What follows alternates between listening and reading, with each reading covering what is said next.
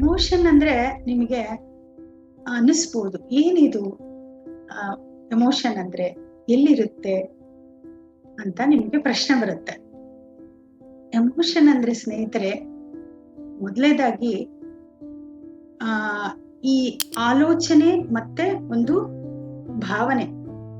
ಒಂದು ಆಲೋಚನೆ, ಎಷ್ಟೋ ರೀತಿಯ ಆಲೋಚನೆ ಬರುತ್ತೆ ಮನುಷ್ಯನಿಗೆ. ಅದು ನಮ್ಮ ದೇಹದಲ್ಲಿ ಮತ್ತೆ ಮನಸ್ಸಿನಲ್ಲಿ, ಅಂದ್ರೆ ನಮ್ಮ ಶರೀರದಲ್ಲಿ ಮತ್ತೆ ಮನಸ್ಸಿನಲ್ಲಿ ಯಾವ ರೀತಿಯ ಭಾವನೆ ಹುಟ್ಕೊಳ್ಳುತ್ತೆ, ಅದು ಒಂದು ಎಮೋಷನ್ ಆಗಿ ಕನ್ವರ್ಟ್ ಆಗುತ್ತೆ. ಎಷ್ಟೋ ರೀತಿ ಆಲೋಚನೆ ಬರ್ತಾ ಇರುತ್ತೆ, ಆದ್ರೆ ಅದಕ್ಕೆ ಒಂದು ಎಮೋಷನ್ ಸೇರ್ಲಿಲ್ಲಿದ್ರೆ ಅದು ಯಾವುದೇ ರೀತಿಯ ಒಂದು ಫೀಲಿಂಗ್ ಆಗೋಕೆ ಸಾಧ್ಯ ಇಲ್ಲ. ಅಂದ್ರೆ ಎಷ್ಟೋ ರೀತಿ ಥಾಟ್ಸ್ ಬರುತ್ತೆ, ಅಲ್ಲಿ ಎಮೋಷನ್ ಸೇರಿದಾಗ ಮಾತ್ರ ಅದೊಂದು ಫೀಲಿಂಗ್ ಸೇರಿದಾಗ ಅದೊಂದು ಎಮೋಷನ್ ಆಗುತ್ತೆ. ಸೊ ಈ ಎಮೋಷನ್ಸ್ ಅಲ್ಲಿ, ಅಂದ್ರೆ ಭಾವನೆಯಲ್ಲಿ 2 ತರ ಎಮೋಷನ್ಸ್ ಇರುತ್ತೆ. Positive emotions and negative emotions, ಅಂದ್ರೆ ಸಕಾರಾತ್ಮಕ ಮತ್ತು ನಕಾರಾತ್ಮಕ ಎಮೋಷನ್. ಇಲ್ಲಿ ಪಾಸಿಟಿವ್ ಎಮೋಷನ್ ಅಂದ್ರೆ ಯಾವ ಎಮೋಷನ್ ಇಂದ ನಮ್ಮ ಎನರ್ಜಿ ಲೆವೆಲ್ ತುಂಬಾ ಮೇಲಾಗುತ್ತೆ, ಅಂದ್ರೆ ತುಂಬಾ ಅಪ್ಲಿಫ್ಟ್ ಆಗುತ್ತೋ, ನಮ್ಮ ಎನರ್ಜಿ ಯಾವಾಗ್ಲೂ ಎನರ್ಜೆಟಿಕ್ ಆಗಿರ್ತೀವೋ ಅದಕ್ಕೆ ಪಾಸಿಟಿವ್ ಎಮೋಷನ್ ಅಂತಾರೆ. ಅಂದ್ರೆ ಉದಾಹರಣೆಗೆ ಆನಂದ, ಉಲ್ಲಾಸ, ಸಂತೃಪ್ತಿ, ಪ್ರೇಮ, ಈ ರೀತಿ ಪಾಸಿಟಿವ್ ಎಮೋಷನ್ಸ್ ಇದ್ದಾಗ ನೋಡಿ, ನಾವ್ ಯಾವಾಗ ಎನರ್ಜಿ ಎಷ್ಟು ಫುಲ್ ಆಗಿರುತ್ತೆ, ಖುಷಿಯಾಗಿದ್ದಾಗ ನಮ್ಮ ಎನರ್ಜಿ ಹೇಗಿರುತ್ತೆ ಅದನ್ನ ನಾವು ಗಮನಿಸಿರ್ತೀವಿ. ಸೊ ಯಾವ ಒಂದು ಎಮೋಷನ್ ನಮ್ಮ ಎನರ್ಜಿನ ಡ್ರೈನ್ ಮಾಡುತ್ತೋ, ಅಂದ್ರೆ ನಮ್ಮ ಎನರ್ಜಿ ಲೆವೆಲ್ ತುಂಬಾ ಕೆಳಗಡೆ ಹೋಗಿ ಏನು ಎನರ್ಜಿ ಇಲ್ದಂಗೆ ನಮ್ಗೆ ಕೆಲಸ ಮಾಡಕ್ಕಾಗಲ್ಲ, ತುಂಬಾ ಸುಸ್ತು, ಏನು ಮಾಡಕ್ಕೆ ಉತ್ಸಾಹ ಇರಲ್ಲ, ಆ ರೀತಿ ಎಮೋಷನ್ ನ ನೆಗೆಟಿವ್ ಎಮೋಷನ್ಸ್ ಅಂತಾರೆ. ಅದು ಯಾವುದು ಅಂದ್ರೆ ಭಯ, ದ್ವೇಷ, ದುಃಖ, ಮತ್ತೆ ನಿರಾಶೆ, ಕೋಪ, ಈ ರೀತಿ ಸಾಕಷ್ಟು ಲಿಸ್ಟ್ ಅನ್ನ ನಾವು ಹೇಳ್ಬೋದು. ಇಲ್ಲಿ 2 ಎಮೋಷನ್ ಅಂತ ಗೊತ್ತಾಯ್ತು, ಪಾಸಿಟಿವ್ ಅಂಡ್ ನೆಗೆಟಿವ್. ಈ ಪಾಸಿಟಿವ್ ಎಮೋಷನ್ ಇಂದ ಮಾಡೋ ಕೆಲಸ ಏನೂ ಇಲ್ಲ, ಅದು ಆರಾಮಾಗಿ ಖುಷಿಯಾಗಿರ್ತೀವಿ, ಪ್ರೀತಿಯಿಂದ ಸಂತೋಷವಾಗಿ ಇರ್ತೀವಿ. ಆದ್ರೆ ಈ ಎಲ್ಲಾ ಕೆಲಸ ಇರೋದು ನೆಗೆಟಿವ್ ಎಮೋಷನ್ಸ್ ಅಲ್ಲೇ. ಅಂದ್ರೆ ಕೋಪ, ದ್ವೇಷ, ಅಸೂಯೆ, ನಿರುತ್ಸಾಹ, ಇಂಥ ಎಲ್ಲ ಎಮೋಷನ್ಸ್ ಬಂದಾಗ ನಾವ ಹೇಗೆ ಇದರಿಂದ ಹೊರಗೆ ಬರ್ಬೇಕು, ಇದನ್ನ ಹೇಗೆ ಡೀಲ್ ಮಾಡ್ಬೇಕು, ಇದನ್ನ ತಿಳ್ಕೊಳೋದು ಹೇಗೆ ಅನ್ನೋದು ನಾವು ಇಲ್ಲಿ ಮಾಡ್ಬೇಕಾಗಿರೋ ಒಂದು ಕೆಲಸ. ನಮಗೆ ಹೇಳ್ಬೇಕು ಅಂದ್ರೆ 2 ರೀತಿಯ ಒಂದು ಪ್ರಪಂಚ ಇರುತ್ತೆ ನಮ್ಮ ಜೀವನದಲ್ಲಿ. ಹೊರಗಡೆ ಪ್ರಪಂಚ, ಒಳಗಡೆ ಪ್ರಪಂಚ, ಅಂದ್ರೆ ಅಂತರ್ ಪ್ರಪಂಚ ಅಂತ ಕರಿತೀವಿ. ಈ ಹೊರಗಡೆ ಪ್ರಪಂಚದಲ್ಲಿ ಏನೇನಿರುತ್ತೆ ಅಂದ್ರೆ ಈ ಕಾರು, ಬಂಗ್ಲೋ, ಮತ್ತೆ ಈ ವೆಹಿಕಲ್ಸ್ ಆಗಿರ್ಬೋದು, ಈ ಟೆಕ್ನಾಲಜಿ, ಲ್ಯಾಪ್ಟಾಪ್ಸು, ಎಷ್ಟೋ ರೀತಿಯ ನಮ್ಗೆ ನಮ್ಮ ಪೇರೆಂಟ್ಸು, ಫ್ರೆಂಡ್ಸು, ನಮ್ಮ ಫ್ಯಾಮಿಲಿ ಮೆಂಬರ್ಸ್, ಇದೆಲ್ಲ ಹೊರಗಡೆ ಪ್ರಪಂಚ. ಇದೆಲ್ಲ ನಮ್ ಕಣ್ಣಿಗೆ ಕಾಣಿಸುತ್ತೆ ಪ್ರಪಂಚ. ಆದ್ರೆ ಇನ್ನೊಂದು ಅದ್ಭುತವಾದ ಒಂದು ಪ್ರಪಂಚ ಇದೆ. ಅದೇನಪ್ಪಾ ಅಂದ್ರೆ ಅಂತರ್ ಪ್ರಪಂಚ, ಅಂದ್ರೆ ಒಳಗಡೆ ಇರುವ ಒಂದು ಪ್ರಪಂಚ. ಅದು ಅದ್ಭುತವಾದ ಪ್ರಪಂಚ. ನಿಜವಾಗ್ಲೂ ನಾವು ಧ್ಯಾನಕ್ಕೆ ಬಂದ್ಮೇಲೆ ಯಾವುದು ತಿಳ್ಕೋಬೇಕೋ ಅದನ್ನ ನಾವು ತಿಳ್ಕೊಳ್ತೀವಿ. ಆದ್ರೆ ಧ್ಯಾನಕ್ಕೆ ಬರೋಕಿನ ಮುಂಚೆ ನಮ್ಮ ಪ್ರಪಂಚ ಎಲ್ಲ ಹೊರಗಡೆ ಇರೋ ಪ್ರಪಂಚನೇ ನಿಜ ಅಂತ ಅನ್ಕೊಳ್ತೀವಿ. ಆದ್ರೆ ಧ್ಯಾನಕ್ಕೆ ಬಂದ ಮೇಲೆ ನಿಜವಾಗ್ಲಿ ನಮ್ಮಲ್ಲಿ ಒಂದು ಅಂತರ್ ಪ್ರಪಂಚ ಇದೆ ಅನ್ನೋದು ನಮ್ಮ ಅರಿವಿಗೆ ಬರುತ್ತೆ. ಅದರಲ್ಲಿ ಏನೇನಿದೆ ಈ ಅಂತರ್ ಪ್ರಪಂಚದಲ್ಲಿ ಅಂದ್ರೆ ನಮ್ಮ ಕೋರಿಕೆಗಳು, ನಮ್ಮ ಆಸೆಗಳು, ನಮ್ಮ ಉತ್ಸಾಹ, ಅಲ್ಲಿ ಇದೆ ಒಂದು ಎಮೋಷನ್ಸು, ಆಲೋಚನೆಗಳು, ನಂಬಿಕೆಗಳು, ಮತ್ತೆ ನಮ್ಮ ಗುರಿ, ಅಂದ್ರೆ ಪರ್ಪಸ್ ಆಫ್ ಲೈಫ್ ಅಂತೀವಿ. ಇವೆಲ್ಲ ನಮ್ಮ ಅಂತರ್ ಪ್ರಪಂಚದಲ್ಲಿದೆ. ನಾವು ಒಳಗಡೆ ಹೇಗಿರ್ತೀವೋ ಅದೇ ರೀತಿ ನಮ್ಮ ಸೃಷ್ಟಿ ಹೊರಗಡೆ ಆಗಿರುತ್ತೆ. ಅಂದ್ರೆ ನಾವು ಯಾವ ರೀತಿ ನಮ್ಮ ಅಂತರದಲ್ಲಿ ಇರ್ತೀವೋ ಅದನ್ನೇ ನಾವು ಸೃಷ್ಟಿ ಮಾಡ್ಕೊಂಡಿರ್ತೀವಿ. ಆದ್ರೆ ನಾವೆಲ್ಲ ಅನ್ಕೊಳ್ತೀವಿ ನಮ್ಮ ಜೀವನ ತುಂಬಾ ಬದಲಾಗ್ಬೇಕು, ಹೊರಗಡೆಯಿಂದ ತುಂಬಾ ಸಂತೋಷವಾಗಿರ್ಬೇಕು, ಈ ರಿಲೇಶನ್ಶಿಪ್ ಅಲ್ಲಿ ತುಂಬಾ ಬದಲಾವಣೆ ಆಗ್ಬೇಕು, ನನ್ ಕರಿಯರ್ ಚೇಂಜ್ ಆಗ್ಬೇಕು, ಎಷ್ಟೋ ಬದಲಾವಣೆ ಆಗ್ಬೇಕು ಅಂತ ನಾವೆಲ್ಲ ಪ್ರಯತ್ನ ಪಡ್ತಿರ್ತೀವಿ. ಆದ್ರೆ ಹೊರಗಡೆ ಏನು ಮಾಡಕ್ ಸಾಧ್ಯ ಇಲ್ಲ. ಆದ್ರೆ ನಾವೆಲ್ಲ ಕೆಲ್ಸ ಏನ್ ಮಾಡ್ಕೋಬೇಕಿಲ್ಲಿ, ನಮ್ಮ ಒಳಗಡೆ ಕೆಲ್ಸ ಮಾಡ್ಕೊಂಡಾಗ ಹೊರಗಡೆ ಕಾಣಿಸೋಕೆ, ಬದಲಾಗೋಕೆ ಶುರುವಾಗತ್ತೆ. ಅಂದ್ರೆ ಈ ಉದಾಹರಣೆಗೆ ಹೇಳ್ಬೇಕಂದ್ರೆ ಹೊರಗಡೆ ಪ್ರಪಂಚ ಅನ್ನೋದು ಒಂದು ಕನ್ನಡಿ ಇದ್ದಂಗೆ. ಅಂತರ್ ಪ್ರಪಂಚ ಅನ್ನೋದು ನಮ್ಮ ಮುಖ. ಅಂದ್ರೆ ಈ ನಮ್ಮ ಕನ್ನಡಿಯಲ್ಲಿ ನಮ್ಮ ಪ್ರತಿಬಿಂಬ ಸರಿ ಹೋಗ್ಬೇಕು ಅಂದ್ರೆ ಕನ್ನಡಿನ ಸರಿ ಮಾಡಿದ್ರೆ ಸಾಕಾಗಲ್ಲ, ನಮ್ಮನ್ನ ನಾವು ಸರಿ ಅಂದ್ರೆ ಯಾರಾದ್ರೂ ಒಂದು ಈ ಸ್ಟಿಕ್ಕರೋ ಇಲ್ಲ ಫೇಸ್ ಅಲ್ಲಿ ಏನೋ ಚೇಂಜಸ್ ಮಾಡ್ಕೋಬೇಕು, ಕನ್ನಡಿಯಲ್ಲಿ ಕಾಣಿಸ್ಕೋಬೇಕು ಅಂದ್ರೆ ನಮ್ ಫೇಸ್ ಅಲ್ಲಿ ಏನಾದ್ರೂ ಚೇಂಜ್ ಮಾಡ್ಕೊಂಡಾಗ ನಮ್ ಮಿರರ್ ಅಲ್ಲಿ ಅದೇ ರಿಫ್ಲೆಕ್ಷನ್ ಆಗುತ್ತೆ. ಅಂದ್ರೆ ಇಲ್ಲಿ ರಿಫ್ಲೆಕ್ಷನ್ ಇದು. ಸೊ ಅದಕ್ಕೆ ನಾವು ಸರಿ ಹೋಗ್ಬೇಕು ಹೊರಗಡೆ, ನಮ್ಮ ರಿಲೇಶನ್ ಸರಿ ಹೋಗ್ಬೇಕು, ನಮ್ಮ ನೆಗೆಟಿವ್ ಎಮೋಷನ್ಸ್ ಇಂದ ಹೊರಗಡೆ ಬರ್ಬೇಕು ಅಂದ್ರೆ ನಮ್ಮ ಅಂತರದಲ್ಲಿ ನಾವು ಬದಲಾವಣೆ ಆಗ್ಬೇಕು. ಸೊ ಅಲ್ಲಿ ವರ್ಕ್ ಮಾಡ್ಕೊಳೋದು ತುಂಬಾ ಇಂಪಾರ್ಟೆಂಟ್. ಅದಕ್ಕೆ ನಮ್ಮ ಗುರುಗಳು ತುಂಬಾ ಅದ್ಭುತವಾಗಿ ಹೇಳ್ತಾರೆ, ಯದ್ ಭಾವಂ ತದ್ಭವತಿ ಅಂತ. ಅಂದ್ರೆ ಯಾವಾಗ ನಾವು ಅಂತರದಲ್ಲಿ ಬದಲಾವಣೆ ಹೊಂದುತ್ತೀವೋ ಆಗ ಹೊರಗಡೆ ಪ್ರಪಂಚ ಕೂಡ ತುಂಬಾ ಸುಂದರವಾಗತ್ತೆ, ಆಗ ಕೂಡ ಹೊರಗಡೆ ಬದಲಾಗುತ್ತೆ. ಸೊ ಇದು ನಮ್ಗೆ ತಿಳಿದೇ ಇರುತ್ತೆ.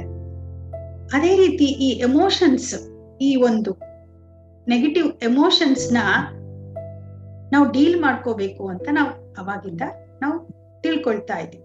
ಆದ್ರೆ ಈ ಮೊದಲೇದಾಗಿ ನಾವು ಅರ್ಥ ಮಾಡ್ಕೋಬೇಕು ಏನು ಅಂದ್ರೆ ಈ ನೆಗೆಟಿವ್ ಎಮೋಷನ್ಸ್ ಅನ್ನೋದು ಎಲ್ಲಿಂದ ಬರ್ತಾ ಇದೆ, ನಿಜವಾಗ್ಲೂ ನೆಗೆಟಿವ್ ಎಮೋಷನ್ಸ್ ಅಂದ್ರೆ ಯಾವುದು. ಇದಕ್ಕೆ ಒಂದು ಚಿಕ್ಕ ಉದಾಹರಣೆ ಹೇಳ್ಬೇಕಂದ್ರೆ, ಇವಾಗ ಒಂದು ಗಿಡ ನಮಗೆ ಅದು ಬೇಕಾಗಿರಲ್ಲ, ಅದು ನಮ್ಗೇನು ಫಲ ಕೊಡಲ್ಲ, ಅಂತ ಗಿಡವನ್ನು ನಾವು ಸ್ವಲ್ಪ ಕಟ್ ಮಾಡಿದ್ರೆ ಸ್ವಲ್ಪ ದಿನಕ್ಕೆ ಏನಾಗುತ್ತೆ ಸ್ನೇಹಿತರೆ, ಅದು ಮತ್ತೆ ಗಿಡ ಬೆಳೆಯುತ್ತೆ. ಸೊ ಅದಕ್ಕೆ ನಾವ್ ಏನ್ ಮಾಡ್ಬೇಕು, ಅದು ಪೂರ್ತಿಯಾಗಿ ರೂಟ್ ಸಮೇತ ನಾವು ಕಿತ್ ಹಾಕಿದ್ರೆ ಆ ಗಿಡ ನಮ್ಗೆ ಫಲ ಕೊಡೋದಿಲ್ಲ. ಅಂದ್ರೆ ನಮಗ್ ಸಪೋಸ್ ಆ ಗಿಡ ಏನು ಯೂಸ್ ಇಲ್ಲ ಅಂದಾಗ ರೂಟ್ ಸಮೇತ ಆ ಗಿಡನ ಕಿತ್ ಹಾಕ್ಬೇಕು. ಅದೇ ರೀತಿ ನಮ್ಮಲ್ಲಿರುವ ಒಂದು ನೆಗೆಟಿವ್ ಎಮೋಷನ್ ನ ನಾವ್ ಏನ್ ಮಾಡಿರ್ತೀವಿ, ಮೇಲೆ ಮೇಲೆ ಏನಾದ್ರೂ ವರ್ಕ್ ಮಾಡ್ಕೊಂಡ್ರೆ ನಮ್ಗೊಂದು ನೆಗೆಟಿವ್ ಎಮೋಷನ್ ಇದೆ ಅಂದ್ರೆ ಪ್ರತಿಯೊಂದು ನೆಗೆಟಿವ್ ಎಮೋಷನ್ಗೆ ರೂಟ್ ಕಾಸ್ ಏನ್ ಹೇಳ್ತಾರೆ ಅಂದ್ರೆ ಭಯ. ಭಯ ಅನ್ನೋದು ರೂಟ್ ಕಾಸ್. ಸೊ ಆ ನೆಗೆಟಿವ್ ಎಮೋಷನ್ಸ್ ನ ನಾವು ಕ್ಲಿಯರ್ ಮಾಡ್ಕೋಬೇಕು ಅಂದ್ರೆ ಅಲ್ಲಿ ಆ ನೆಗೆಟಿವ್ ಎಮೋಷನ್ಗೆ ಮುಖ್ಯವಾದ ಅಂದ್ರೆ ರೂಟ್ ಕಾಸ್ ಏನು ಅಂತ ನಾವು ಅರ್ಥ ಮಾಡ್ಕೋಬೇಕು. ಆ ಕಾರಣ ಏನು, ಎಲ್ಲಿಂದ ಬಂದಿದೆ, ಯಾವ ಕಾರಣದಿಂದ ಬಂದಿದೆ ಅಂತ ಅದನ್ನ ರೂಟ್ ಹುಡುಕ್ಬೇಕು. ಹೇಗೆ ಬೇರ್ ಸಮೇತ ನಾವು ಕಿತ್ತಿದ್ರೆ ಆ ಗಿಡ ಹೋಗುತ್ತೋ ಅದೇ ರೀತಿ ಈ ನೆಗೆಟಿವ್ ಎಮೋಷನ್ ನ ರೂಟ್ ನ ನಾವು ಕಂಡುಹಿಡಿಬೇಕು. ಆಗ ಆ ರೂಟ್ ನಿಂದ ನಾವು ಅದನ್ನ ಅರ್ಥ ಮಾಡ್ಕೊಂಡಾಗ ಆ ಎಮೋಷನ್ ಇಂದ ತುಂಬಾ ಈಸಿಯಾಗಿ ನಾವು ಹೊರಗಡೆ ಬರ್ಬೋದು. ಅಂದ್ರೆ ಇಲ್ಲಿ ನೆಗೆಟಿವ್ ಎಮೋಷನ್, ಯಾವುದೇ ಒಂದು ನೆಗೆಟಿವ್ ಎಮೋಷನ್ಗೆ ಒಂದು ಮುಖ್ಯ ಕಾರಣ ಅಂದ್ರೆ ಒಂದು ಭಯ. ಆ ಭಯಕ್ಕೆ ಕಾರಣ ಏನಪ್ಪಾ ಅಂದ್ರೆ ಇವಾಗ ಸಪೋಸ್ ಭಯ ಅನ್ನೋ ಒಂದು ನೆಗೆಟಿವ್ ಎಮೋಷನ್, ಅದಕ್ಕೆ ಒಂದು ರೀಸನ್ ಏನು ಅಂದ್ರೆ ಫಾಲ್ಸ್ ಎವಿಡೆನ್ಸ್ ಅಪಿಯರೆನ್ಸ್ ರೀಲ್ಸ್ ಅಂತ ನಾವು ಅರ್ಥ ಮಾಡ್ಕೋಬೇಕು. ಅಂದ್ರೆ ಅಲ್ಲಿ ಒಂದು ಭಯ ಏನಕ್ಕಾಗುತ್ತೆ ಅಂದ್ರೆ ಅಲ್ಲಿ ಏನಿರೋದಿಲ್ಲ ಆದ್ರೆ ನಿಜ ಅಂತ ನಂಬಿ ನಾವು ಅದನ್ನ ಸೃಷ್ಟಿ ಮಾಡ್ಕೊಂಡಿರ್ತೀವಿ. ಭಯ ಅಂದ್ರೆ ಅದೇ ತಾನೆ. ಅಂದ್ರೆ ಸಪೋಸ್ ಇವಾಗ ಮುಂದೆ ನಿಮ್ಮ ಮಕ್ಕಳ ಬಗ್ಗೆ ಏನೋ ಒಂದು ಭವಿಷ್ಯ, ನನ್ ಮಕ್ಳು ಸರಿಯಾಗಿ ಓದಲ್ಲ, ಮುಂದೆ ಏನಾಗ್ತಾರೋ ಏನಾಗ್ಬಿಡುತ್ತೋ, ಅಲ್ಲಿ ರಿಯಲ್ ಆಗಿ ಏನು ಇರಲ್ಲ. ಅಂದ್ರೆ ಫಾಲ್ಸ್ ಎವಿಡೆನ್ಸ್ ಅಂದ್ರೆ ನಾವೇ ಅದನ್ನ ಸೃಷ್ಟಿ ಮಾಡ್ಕೊಂಡಿರ್ತೀವಿ. ಅದು ನಿಜವಾಗ್ಲೂ ಅಪಿಯರೆನ್ಸ್ ರಿಯಲ್ ಅಂದ್ರೆ ರಿಯಲ್ ಅಂತ ನಿಮಗ್ ಅನಿಸ್ತಾ ಇರುತ್ತೆ, ಆದ್ರೆ ಅದು ನಿಜ ಅಲ್ಲ. ಅದನ್ನ ನೀವು ಸೃಷ್ಟಿ ಮಾಡ್ಕೊಂಡಿರ್ತೀರಾ. ಫ್ಯೂಚರ್ ಹೀಗಿರ್ಬೋದು, ಆ ಭಯ ನಿಮ್ಮಲ್ಲಿ ಹುಟ್ಕೊಳ್ಳುತ್ತೆ. ಆದ್ರೆ ಫ್ಯೂಚರ್ ಅನ್ನು ಯಾರು ನಾವು ಅರ್ಥ ಮಾಡ್ಕೊಳಕ್ಕಾಗಲ್ಲ. ಫ್ಯೂಚರ್ ಹೇಗಿರುತ್ತೆ ಅನ್ನೋದು ನಮ್ಮ ಕೈಯಲ್ಲಿಲ್ಲ, ಆದ್ರೆ ಮನುಷ್ಯನಿಗೆ ಭಯ ಮಾತ್ರ ಇರುತ್ತೆ. ಅದೇ ದೊಡ್ಡ ಒಂದು ನೆಗೆಟಿವ್ ಎಮೋಷನ್. ಆ ಫಾಲ್ಸ್ ಒಂದು ಸೃಷ್ಟಿ, ತಪ್ಪನ್ನ ಸೃಷ್ಟಿ ಮಾಡ್ಕೊಂಡು ನಾವು ಭಯಕ್ಕೆ ಒಳಗಾಗಿರ್ತೀವಿ. ನಾವು ಯಾವಾಗ್ಲೂ ಅದಕ್ಕೆ ಪ್ರೆಸೆಂಟ್ ಅಲ್ಲಿ ಇರ್ಬೇಕು. ಧ್ಯಾನಕ್ಕೆ ಬಂದ್ಮೇಲೆ ನಾವು ಸ್ನೇಹಿತರೆ ಅರ್ಥ ಮಾಡ್ಕೊಂಡಿದೀವಿ, ಪ್ರೆಸೆಂಟ್ ಸಿಚುಯೇಷನ್ ಅಲ್ಲಿ ಇದ್ದಾಗ ಯಾವುದೇ ರೀತಿಯ ಭಯ ಇರುವುದಿಲ್ಲ. ಇನ್ನೊಂದು ಭಯಕ್ಕೆ ಕಾರಣ ಏನಂದ್ರೆ ನಮ್ಮಲ್ಲಿರುವ ಅಜ್ಞಾನ. ನೋಡಿ, ಇದು ಎಷ್ಟು ಇಂಪಾರ್ಟೆಂಟ್. ಅಜ್ಞಾನನೇ ಅಲ್ವಾ ಎಲ್ಲದಕ್ಕೂ ಒಂದು ಕಾರಣ. ಅಂದ್ರೆ ಈ ಏನು ಜ್ಞಾನ ಇರೋದಿಲ್ಲ.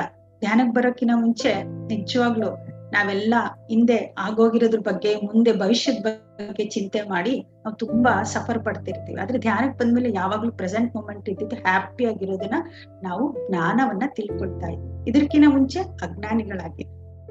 ಸೊ ಇನ್ನೊಂದು ಏನು ಅಂದ್ರೆ ರಾಂಗ್ ಕಂಡೀಷನ್, ಅಂದ್ರೆ ಒಂದು ರಾಂಗ್ ಕಂಡೀಷನ್ ಬೇಸಿಸ್ ಮೇಲೆ ನಮ್ಗೆ ಭಯ ಬರುತ್ತೆ. ಈ ರೀತಿ ಇರ್ಬೇಕು, ಆ ರೀತಿ ಇರ್ಬೇಕು ಅಂತ ನಾವು ಅನ್ಕೊಳ್ತಾ ಇರ್ತೀವಿ. ಇನ್ನೊಂದು ಏನು ಅಂದ್ರೆ ನಾನ್ ಅಕ್ಸೆಪ್ಟೆನ್ಸ್ ಅಂದ್ರೆ ತುಂಬಾ ಇಂಪಾರ್ಟೆಂಟ್. ಇದು ಪ್ರತಿಯೊಬ್ರು ನಾವು ನಮ್ಮ ಜೀವನದಲ್ಲಿ ತಿಳ್ಕೊಬೇಕಾದ ಒಂದು ವಿಚಾರ.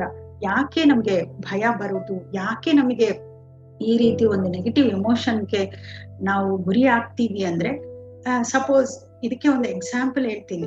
ನಮ್ಗೆ ಇನ್ನೂ ಚೆನ್ನಾಗಿ ನಮ್ಗೆ ಅರ್ಥ ಆಗ್ಬೇಕು ಅಂದ್ರೆ, ಸಡನ್ ಆಗಿ ಇಲ್ಲಿ ಇಂಟರ್ನೆಟ್ ವರ್ಕ್ ಆಗ್ತಾ ಇರುತ್ತೆ, ಸಡನ್ ಆಗಿ ಕಟ್ ಆಗುತ್ತೆ. ಅವಾಗ ನಾವೇನ್ ಅನ್ಕೊಳ್ತೀವಿ, ಅದನ್ನ ಅಕ್ಸೆಪ್ಟ್ ಮಾಡಕ್ಕಾಗಲ್ಲ. ಅಯ್ಯೋ ಏನಾದ್ರೂ ಕ್ಲಾಸ್ ಮಿಸ್ ಆಗುತ್ತೋ, ಭಯ, ಮುಂದೆ ಏನಾಗುತ್ತೋ. ಈ ರೀತಿ ಏನೇ ಅನಿರೀಕ್ಷಿತ ಒಂದು ವಿಷಯಗಳ ನಡೆದ್ರೆ ನಮ್ಮ ಜೀವನದಲ್ಲಿ, ಅದನ್ನ ನಾವ್ ಯಾರು ಏನ್ ಮಾಡ್ತೀವಿ, ಅಕ್ಸೆಪ್ಟ್ ಮಾಡಕ್ ಆಗಲ್ಲ. ಆ ನಾನ್ ಅಕ್ಸೆಪ್ಟೆನ್ಸ್ ಇಂದ ಏನಾಗುತ್ತೆ, ಭಯ ಆಗತ್ತೆ. ಇದು ಒಂದು ನೆಗೆಟಿವ್ ಎಮೋಷನ್. ಸೊ ಇಲ್ಲಿ ಇದರಿಂದ ಸೇಫ್ ಆಗಿ ಹೊರಗ್ ಬರ್ಬೇಕು ಅಂದ್ರೆ ನಾವು ಅದನ್ನ ಏನ್ ಮಾಡ್ಬೇಕು, ಸೇಫ್ ಆಗಿ ಅದನ್ನ ಕನ್ವರ್ಟ್ ಮಾಡ್ಬೇಕು. ಅಂದ್ರೆ ಈ ಒಂದು ನೆಗೆಟಿವ್ ಎಮೋಷನ್ ನಲ್ಲಿ ಎರಡು ರೀತಿ ಒಂದು ಪೋಲ್ ಇರುತ್ತೆ. ನೆಗೆಟಿವ್ ಪೋಲ್ ಇರುತ್ತೆ, ಪಾಸಿಟಿವ್ ಪೋಲ್ ಇರುತ್ತೆ. ಅಂದ್ರೆ ಒಂದು ಭಯ ಇದ್ರು ಅಲ್ಲಿ ಒಂದು ದಾರಿನೂ ಇರುತ್ತೆ. ಅವಾಗ ನಾವು ಏನ್ ಮಾಡ್ಬೇಕು, ಅದನ್ನ ಸೇಫ್ ಆಗಿ ಯಾವುದೇ ರೀತಿ ಎಮೋಷನ್ ಬಂದ್ರೆ ಅದನ್ನ ಈಗಲ್ಲ, ಅಯ್ಯೋ ಒಳ್ಳೆ ರೀತಿಯಲ್ಲಿ ಇದು ಆಗತ್ತೆ, ಏನಾಯ್ತು ಈಗ ಇನ್ನೊಂದ್ ಸ್ವಲ್ಪ ಹೊತ್ತಿಗೆ ಇದು ಕನೆಕ್ಟ್ ಆಗತ್ತೆ, ಈಗ ಹೋಗಿದೆ ಬರುತ್ತೆ ಅಂತ ನಾವು ಅದನ್ನ ಅಕ್ಸೆಪ್ಟ್ ಮಾಡಿದಾಗ ಅದು ಹಾಗೆ ರಿಲೀಸ್ ಆಗತ್ತೆ. ಇದು ನಾವು ಅರ್ಥ ಮಾಡ್ಕೊಂಡ್ರೆ ನಾವು ತುಂಬಾ ಈಸಿಯಾಗಿ ಆ ಎಮೋಷನ್ ಇಂದ ನಾವು ಹೊರಗಡೆ ಬರ್ಬೋದು. ಈಗ ನೋಡಿ, ಯಾವುದೇ ಒಂದು ಚಾಲೆಂಜಸ್, ಒಂದು ಪರೀಕ್ಷೆ ಇಲ್ಲದೆ ನಾವು ಯಾರು ಸಕ್ಸಸ್ ಆಗೋಕೆ ಆಗಲ್ಲ. ಇವಾಗ ಇದಕ್ಕೆ ಉದಾಹರಣೆ ಹೇಳ್ಬೇಕು ಅಂದ್ರೆ, ಇವಾಗ ಹೇಳ್ತಾರಲ್ವಾ, ಕೆಸರಿನಲ್ಲಿ ಕಮಲ. ನೋಡಿ, ಕೆಸರು ನೋಡಕ್ಕೆ ಎಷ್ಟು ಕೆಟ್ಟದಾಗಿರುತ್ತೆ, ಆದ್ರೆ ಎಷ್ಟು ಕಮಲ ಇರುತ್ತೆ. ಅಂದ್ರೆ ಅಲ್ಲಿ ಎಷ್ಟು ಸುಂದರತೆ ಇದೆ. ಅದೇ ರೀತಿ ಒಂದು ಪ್ರತಿಯೊಬ್ರು ಹೇಳ್ತಾರೆ, ಒಂದು ಜೇನು ಹುಳ ತರ ಇರ್ಬೇಕಂತೆ. ಅಂದ್ರೆ ಎಲ್ಲ ಹೂವಿನಲ್ಲಿ ಸಿಹಿಯನ್ನ ತಗೊಂಡು ಅದು ಜೇನನ್ನ ಸೃಷ್ಟಿ ಮಾಡುತ್ತೆ. ಅದೇ ರೀತಿ ಪ್ರತಿಯೊಬ್ಬರಲ್ಲೂ ನಾವು ಒಳ್ಳೆಯದನ್ನು ತಗೊಂಡು ನಾವು ಜೀವನವನ್ನ ಮಾಡ್ಬೇಕು. ಈ ರೀತಿ ಈ ಒಂದು ಜ್ಞಾನ ಇಲ್ಲ, ಈ ಕಂಡೀಷನ್ ಇಲ್ಲದೆ ಇರ್ಬೇಕು, ಇದೇ ರೀತಿ ಆಗ್ಬೇಕು, ಅದೇ ರೀತಿ ಆಗ್ಬೇಕು ಅನ್ನೋ ಒಂದು ಕಂಡೀಷನ್ ನಾವು ಇದ್ದಾಗ ನಮಗೆ ಭಯ ಆಗತ್ತೆ. ಓಕೆ, ಹೆಂಗ್ ಬಂತು ಹಂಗ್ ಹೋಗೋಣ, ಇದು ಒಳ್ಳೆ ರೀತಿಯಲ್ಲೇ ನಡೆಯುತ್ತೆ ನನ್ನ ಜೀವನದಲ್ಲಿ.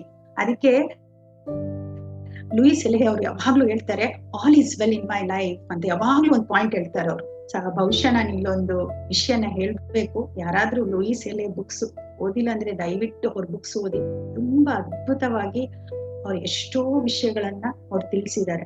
ಅದಕ್ಕೆ ಅವರು ಒಂದು ಯಾವಾಗ್ಲೂ ಪಾಸಿಟಿವ್ ಅಫರ್ಮೇಷನ್ ಹೇಳ್ತಾರೆ, all is well in my life ಅಂತ ಹೇಳ್ತಾರೆ. ಎಲ್ಲಾನು ನನ್ನ ಜೀವನದಲ್ಲಿ ಅದ್ಭುತವಾಗಿದೆ ಅಂತ ಹೇಳ್ತಾರೆ. ಆ ರೀತಿ ನಾವು ಯಾವಾಗ್ಲೂ ಪಾಸಿಟಿವ್ ಆಗಿದ್ದಾಗ ಯಾವಾಗ್ಲೂ ನಮ್ಗೆ ಪಾಸಿಟಿವ್ ಆಗತ್ತೆ.